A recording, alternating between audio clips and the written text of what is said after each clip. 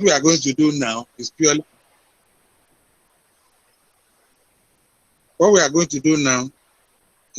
introductory. So you may listen very carefully, and even though it sounds like a storytelling, management accounting involves a lot of calculation. So we are going to take it one by one. First of all, what is management or managerial accounting? Whether you call it management accounting or managerial accounting, accounting for managers, they are the same. In some textbooks, you see cost and management accounting, managerial accounting, or management accounting. And as I said before, they are all the same. It is the aspect of accounting that deals with management and their problems. Essentially, we are trying to provide, the accountants are trying to provide a kind of information which will help the managers to solve day-to-day problems as well as special problems. And basically, since the manager's job is to make profit for the organizations, the kind of information we supply is going to be essentially financial in nature. So first you ask yourself, what kind of problems do managers face? Managers face problems that have to do with the job they do.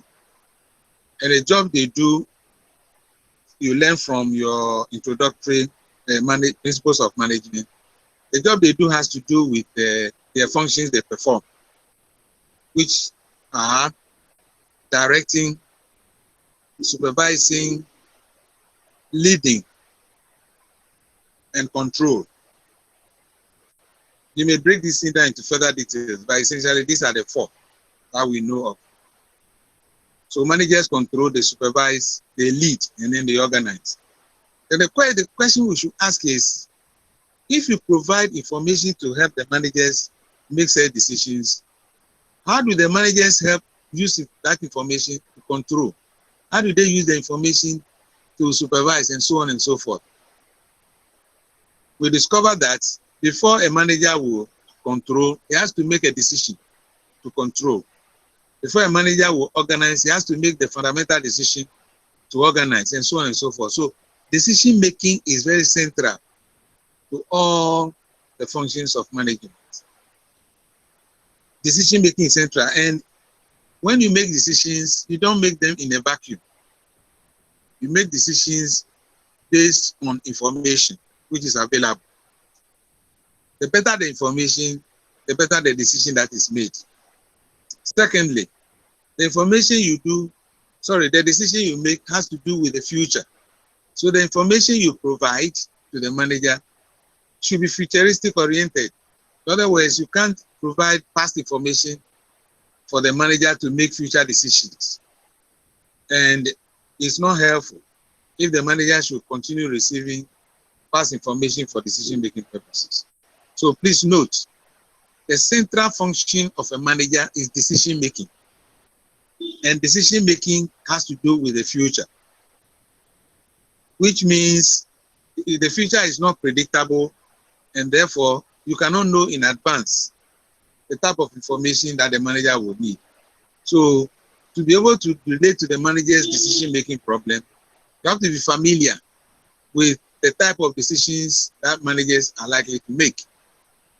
Most managers don't even know the problem they have. For example, when you're in the various areas in your houses before you came you came home, you left your offices, and as you were driving down or you were walking down, you have so many options to take. You could have taken a particular route based on your knowledge of the problems you are likely to face. The route you choose may be longer or shorter, depending on your own decision. And as you move along the road, you are likely to face problems which are along the road. For example, if you drive along a road where you are likely to face traffic congestion, it's likely to delay your progress. So for that reason, you may choose another road. The same thing with the manager. When the manager wants to make a decision, he weighs the options. So many options that the manager has to weigh before he makes the decision. But whatever it is, first, the manager, the decision-making process, first the manager has to identify and relate to the problem. What is it that I want to achieve? What is my objective? Once the manager has decided on this, the manager will further look for alternative ways, just as the road I have mentioned. To look for alternative ways of solving the problem and weigh the various options available to him. After that, the manager will make a selection of the alternative he considers to be best to solve the problem. Then the manager will choose a particular alternative course of action and then implement it. The implementation problem will involve monitoring, evaluation, and assessment of the progress being made, after which the manager will know the result, whether it is good or bad. So it is the same thing in everyday life. In your homes, you make decisions, and although the process I've just given to you is most often done unconsciously, but it is essential that you go through the same steps. When you provide information to the manager, you have to bear in mind that these are the alternatives that should be made available to the manager so that he can make a decision. Bearing in mind that there is no single way of solving a problem. There are so many alternatives. So open your mind and give the manager as many alternatives as possible. And then you advise the manager as to the best way of solving the problem and let him leave him to decide. But the accountant is not a decision maker. The decision maker is the manager. So we ask ourselves, what is the best way to package the information to the manager to make a decision? The best way is that the information you provide to the manager should be timely. Timeliness of information is very, very important. Secondly, the information should deal with money, cash.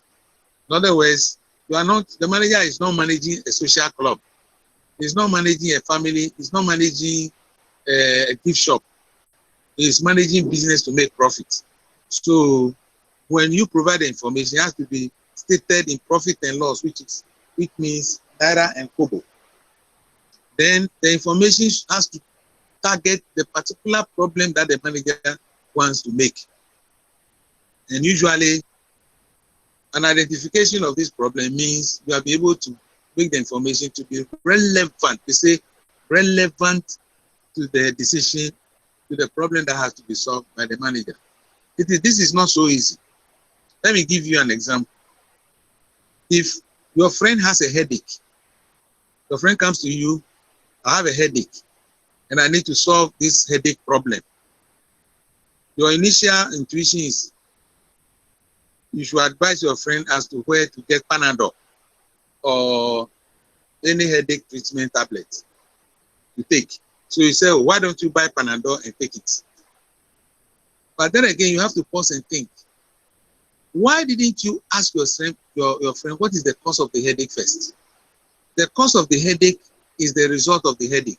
So what we are treating with the Panadol is a palliative. We are treating the symptom of the problem and not the problem itself. So the cause of the problem is the problem and not the symptom of the problem, not what is apparent to be the problem is the problem. So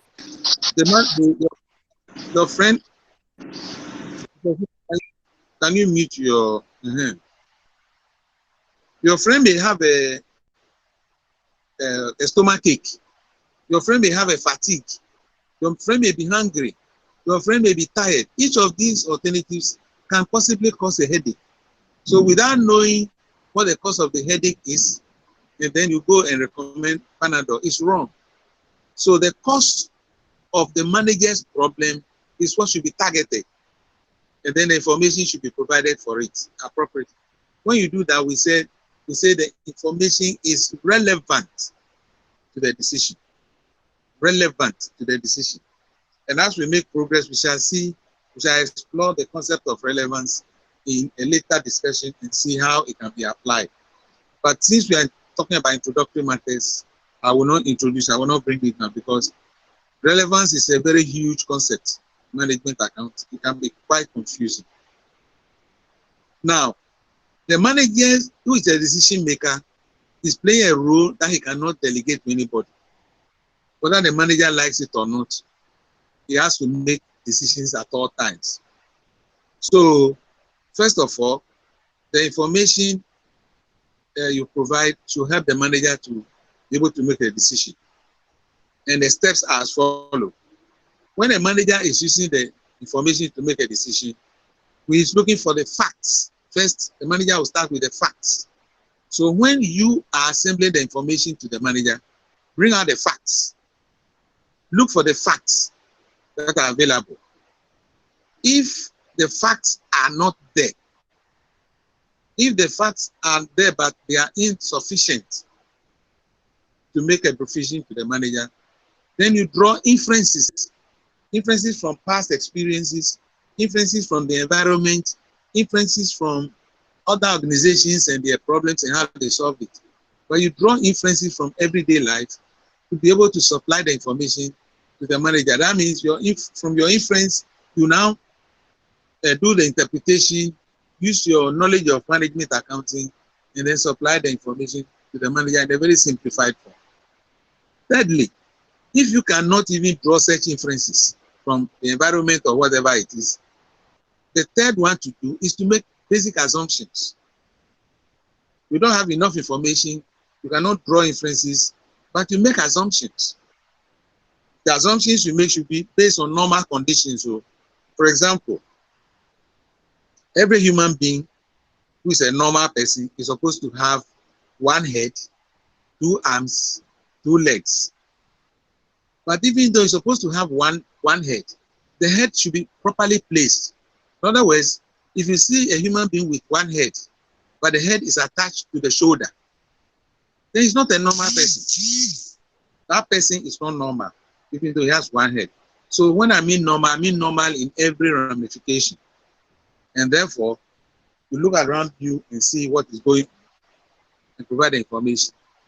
At no time can the manager say that I cannot make a decision because information is not there. Or can you, as management accountant, choose to make a decision, choose to provide information for decision making, and then you go and tell the manager that I don't have sufficient information to give to you. No, you cannot do that. Now I've given you a general description, so we come to what is management accounting. From what I've said, management accounting has to do with providing information to managers in a manner that will change their attitude towards decision making. This one you can write it down. Let me repeat. Management accounting or managerial accounting has to do with providing accounting information to managers to influence their behavior towards decision making or change their attitude towards decision making.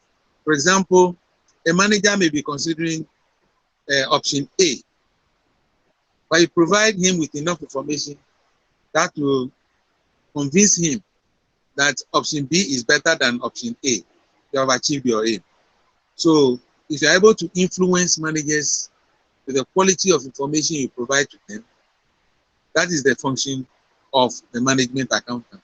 No matter how it is framed, you always come back to changing the manager's attitude towards decision making. And since the manager is there to help the organization achieve higher profits, if you are able to influence the manager's attitude towards decision making, then you'll be able to make better decisions to promote the growth of profit and then satisfaction of the shareholders, as the case may be. Then the next point is, supposing you provide this information and the manager refuses to use it, what do you do? There is nothing you can do. The accountant is basically an advisor to the manager. He cannot perform the manager's role and functions as it were. Manager decision making has to do with the future, as I said before. Therefore, you cannot sit down in your comfort zone and say the information you provide will always work. or will always succeed, or will always achieve results. You cannot say that. Nor can you say that since you don't know the future, so you cannot provide the information to the manager to use. No. We always say that it is better you give information, or decision making is based on information rather than not at all. And I'll give you an example again. Supposing you have in your village, you have money enough to put up a very beautiful house, and you do not wall it. You don't build a wall fence around the house. It's not as if you don't do it, thieves may come to break into your house because it's a village. Thieves may or may not come. Not thieves may not come.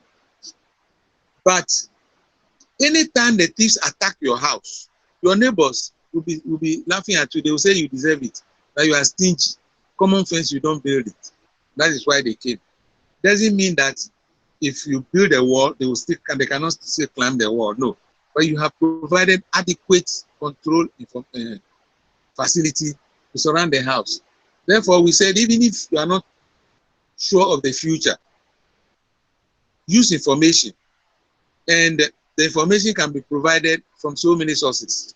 You can go to your minister in the church, tell him your problems, he will pray for you and tell you that God has told him that this is the way to solve your problem. It's one way of getting information. You may go to the juju man, tell him that you want to solve this particular problem, and then you want his involvement. He can give you information that you may solve. Or you can go to bed, pray to your God that this problem you have, God should solve it to you through a dream. Then you have the dream, you wake up in the morning, and you implement it. That's also one way of getting information. So there are so many ways of getting information to solve problems. All these means of getting information to solve the problem may or may not work, since nobody knows the future. But we always say that informed and well-calculated information, deliberate information which is provided for decision-making is the best. Not through dreams or babalawo or minister say I should do this. If he fails and you go back to the minister, he'll tell you he has done his best.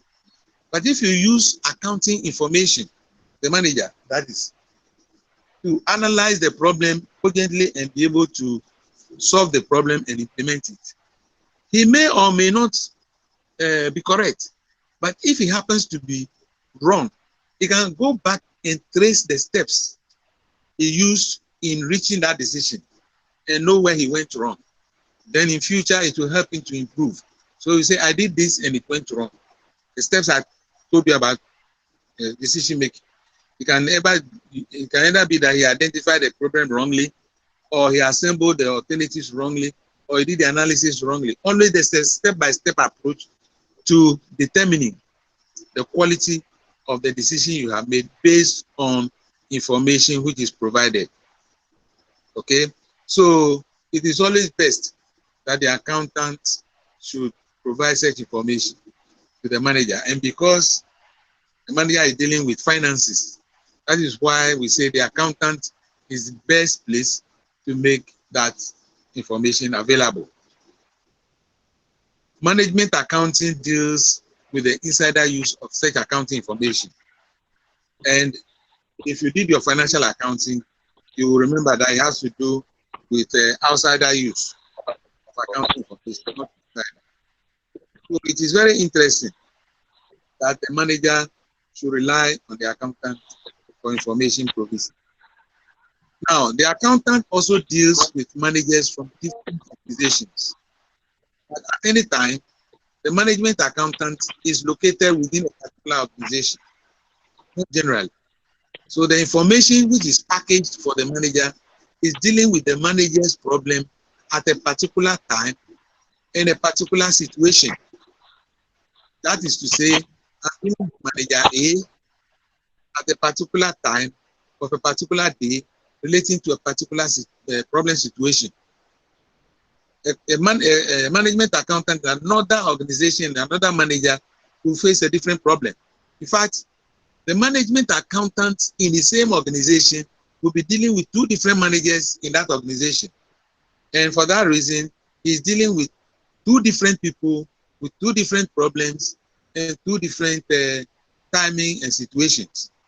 And I always tell students, I tell them this story, that if your wife is facing a problem in the house with you as the husband, that is to say, her complaint is that when you go to work, you don't come home early. That is her problem with you. Now she has analyzed the problem and discovered that as a husband, the reason you don't come home early is because your boss, your guy in the office keeps you busy almost all the time, working overtime. Then your friend who is equally working in your organization also has a similar problem, also doesn't come home early. But the wife has observed that the husband, after closing from work, goes to the club to entertain himself. That's the reason why he comes home late. So we have two situations with the same problem, but different solutions. The one who comes home late because the boss keeps him busy, we have a different way of solving the problem from the one who comes home late because he goes to the club. Okay, so if you are giving information to the manager, you should bear this in mind. And what we say is that management accounting has no format. It has no format like you do in financial accounting, where balance sheet is a balance sheet, income statement is an income statement, profit and loss account is a profit and loss account.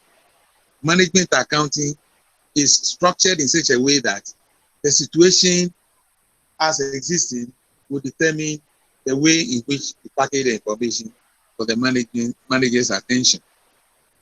Now, there's another example I can give you. And we can go on and on and on, because this type of course we are discussing now has no format and requires a lot of experience. If you are the manager in your office, this one, I'm not going to give the answer now. When next we meet, I'll call on you one by one to tell me your own view as to how the problem should be solved. Now listen carefully.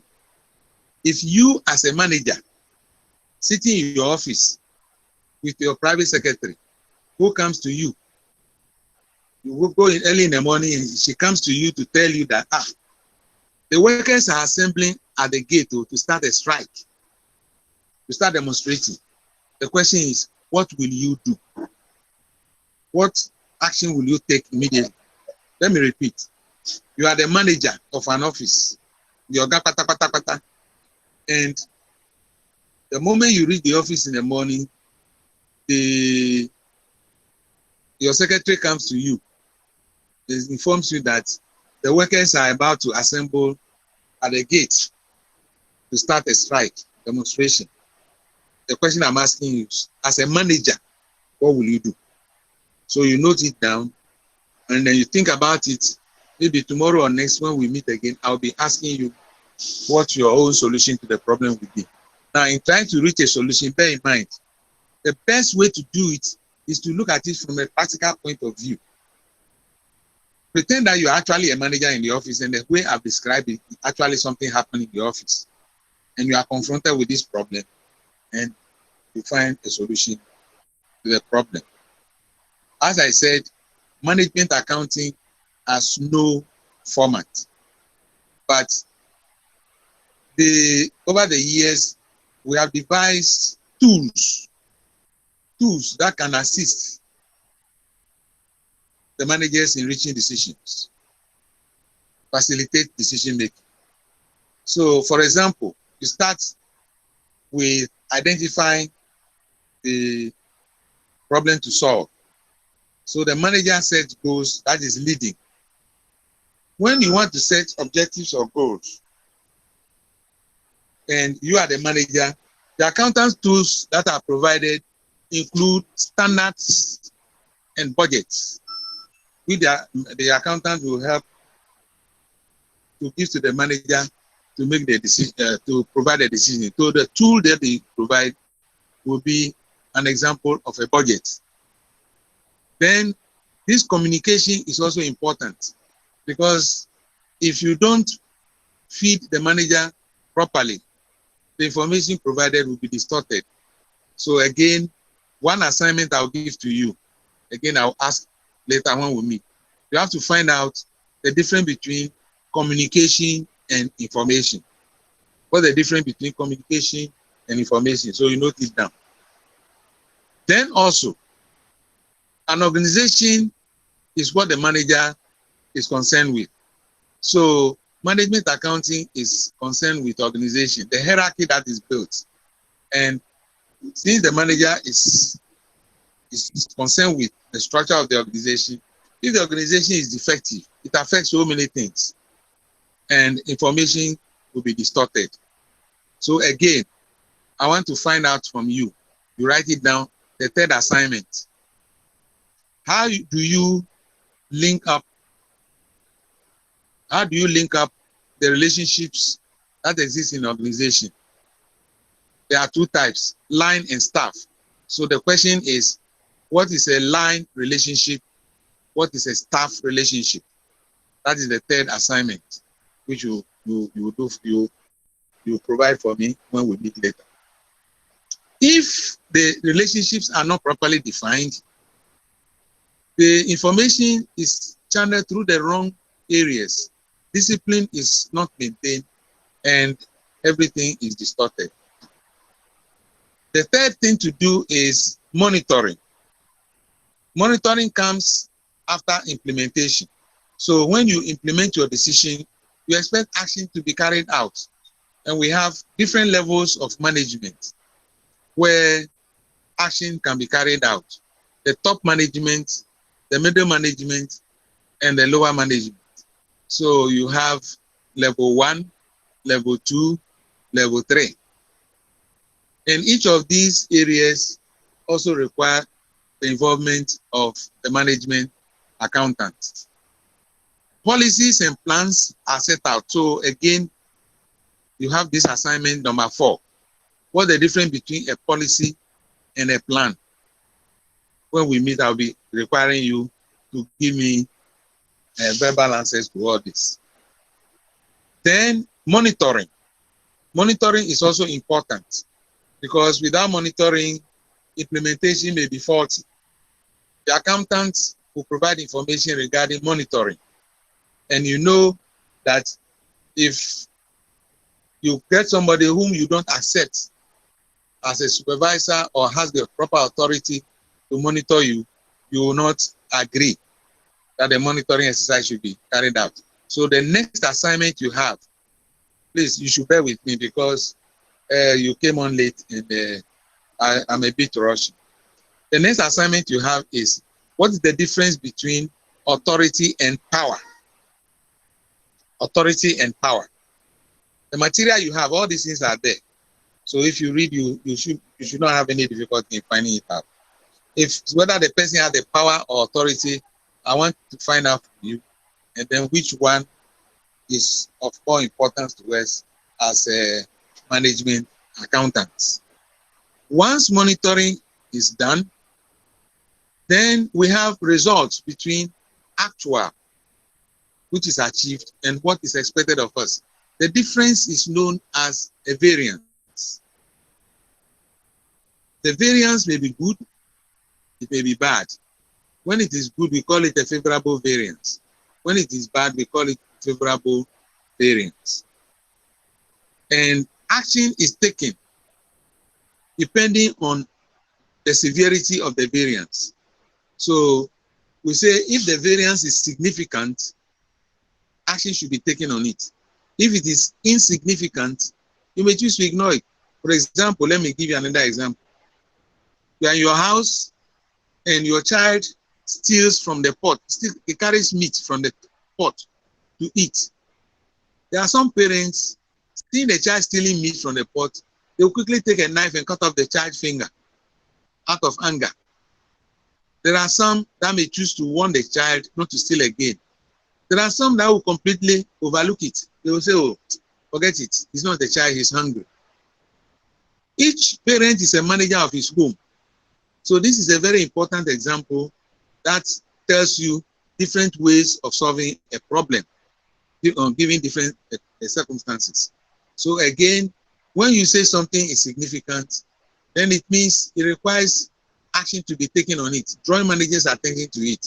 If it is insignificant to the manager, they may choose to ignore it. So for you, if you lose 1 naira in your house or in your bedroom, you may choose to ignore it.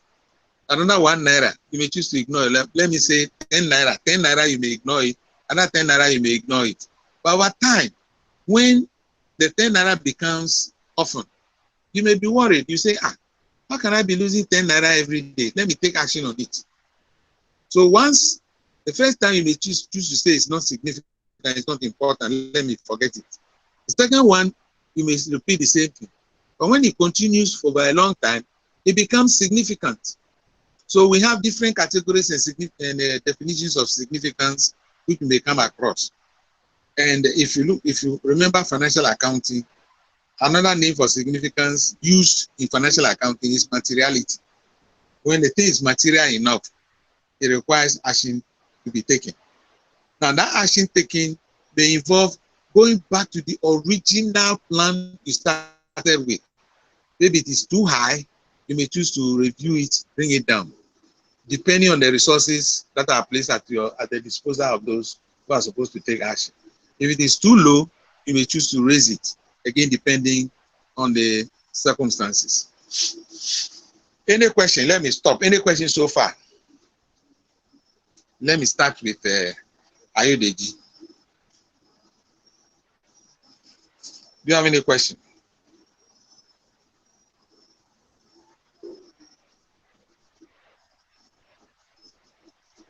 Ayodeji. I'm fine. I don't have questions, sir. Thank you, sir. What about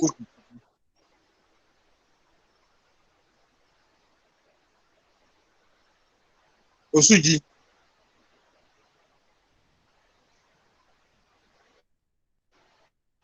I don't have any question for now. We are flowing. You don't have any question? Okay. So it is assumed that everything is straightforward, especially since this is this has to do with the introduction. Now, I will not deceive you. Some aspects of management accounting can be quite confusing as we move along, especially since we are dealing with managers and their problems. So those items I gave to you to go and think about and give me headway or how to approach them, I expect you to work on it so that when we meet, you'll be able to tell me how to go about it. At this stage, this is all that I intend to say at this introductory stage. So if you don't have any question to ask, then we'll leave this introduction as it is. Next time we meet, we'll go into greater details, and when we have more people participating.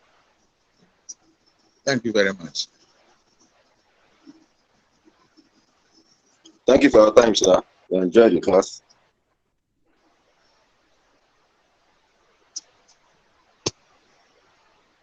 Intriguing.